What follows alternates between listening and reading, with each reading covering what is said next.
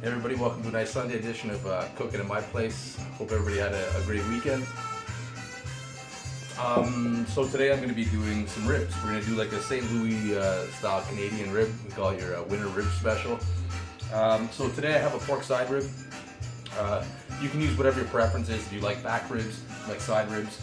The comparisons, some people say that the back ribs are a little bit more meatier. Some people say one's more grizzly than the other. Once again, whatever blows your hair back. Just a matter of preference. I prefer the side ribs. So you can pick up your side ribs, your local grocer, you can go to your Costco, you can go to the Cocos, Fortino's, your local butcher shop in the local Hamilton area for those of you, or Stony Creek. So don't be intimidated by the way it comes in. I know you look at this and you're like, holy shit, what am I going to do with this big section of rib? And how do you prepare it? So I'm going to show you how to clean it up a little bit. I like to kind of square mine off, you know, for presentation purposes, for the way if you want to cut it up into bone sections and serve it to your guests that way, unless you want to get really messy and stuff your face with it. I don't know. So first thing we're going to do is we're going to cut off our end piece there. And this here, I'm going to make some pho or pho or whatever, however linguistically challenging you might be.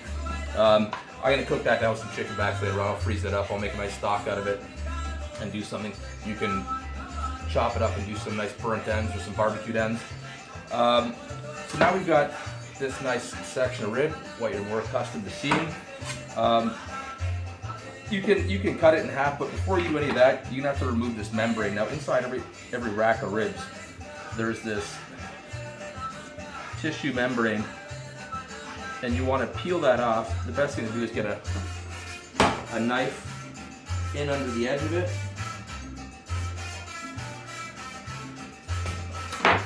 Very carefully as to not cut your fingers off on Sunday.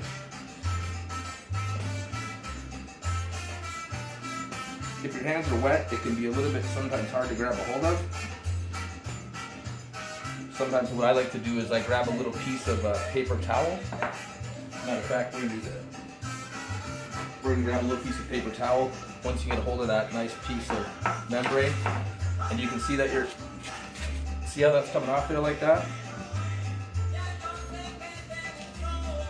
And once you get that section just peeled off, that makes for something you don't want to cook. It just adds some chewy grit in your mouth. I mean, a lot of people otherwise don't know that, but you want just nice, soft, and ribs with a little bit of a chew to it still, but okay, so we've got that membrane off. We're going to put the other bit aside. Now we can cut our ribs into two sections. You can keep this as a whole full rack. I preferably like to cut it in half. I mean, for barbecue purposes or oven purposes, if you want to save space, condense down. You have trouble cutting through those bones, so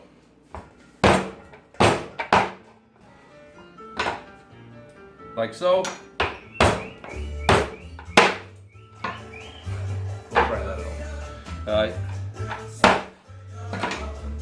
So now we've got nice two rib sections. You can see that's nice quality ribs.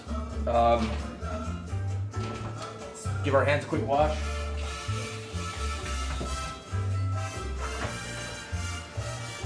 Have a sip of drink. Now we're going to mix our spice rub. So traditional rib rub, get your mix of, I use generally garlic powder, brown sugar, paprika, chili powder, oregano. You can throw some cumin powder in there. I like to mix, for the original rub, for something for our spices to take to the ribs, we want to add some mustard. For that mustard, I'm going to add a little bit of Canadian maple syrup. We're going to give that a little bit of a mix. Look like the Cuban music. I'm in a bit of a Latin mood today. And I'm going to make some Spanish dirty rice to go with these ribs too, so it kind of suits the mood. But whatever you feel like dancing and cooking soup. So we can take our ribs.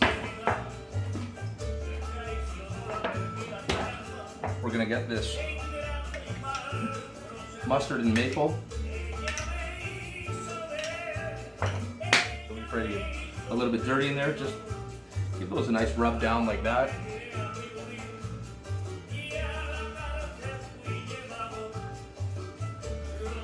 wear some gloves, you can do whatever you want. And we wash our hands again, like so. Have a drink. So get yourself a bowl. Right here I have garlic powder. That's about 2 tablespoons. It doesn't have to be precise, as long as you don't overdo it with one that's a little bit more powerful than the other. I got some brown sugar, that's about half a cup. I've got some smoked applewood rub. You can get this at like the Bulk Barn, you can get it at spice stores or what have you. Maybe even like the supermarket loose bins with spices. We're gonna throw that in there. Onion powder, chili powder and pepper. You don't want to go too heavy on that. Those you want to upset your dish. I've got some cumin here, and I've got some seasoning salt. I'm gonna mix that up,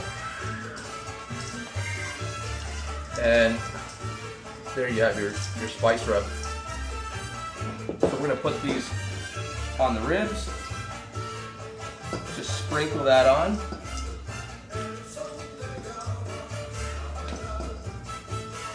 Give that a little pat down. There's some LeBron James shit. Grab our cutting board.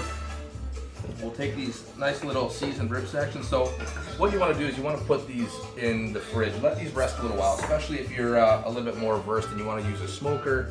If you're going to bake them, if you're going to do them on barbecue, regardless, let them sit a little while. You want to get that nice flavor ring right inside that meat, so the spices and that nice flavor is all sunken right into your meat.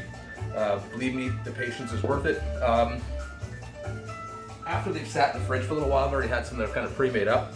You can see that that's like just almost like a nice, perfect glaze. That's gonna have a nice caramelization on those ribs. It's gonna tack up, give you a lot of flavor, and then you can start to choose your barbecue sauce profile, wherever you want to go from there. If you want to lend it a little bit more smoky, a little bit more heat, a little bit more sweet.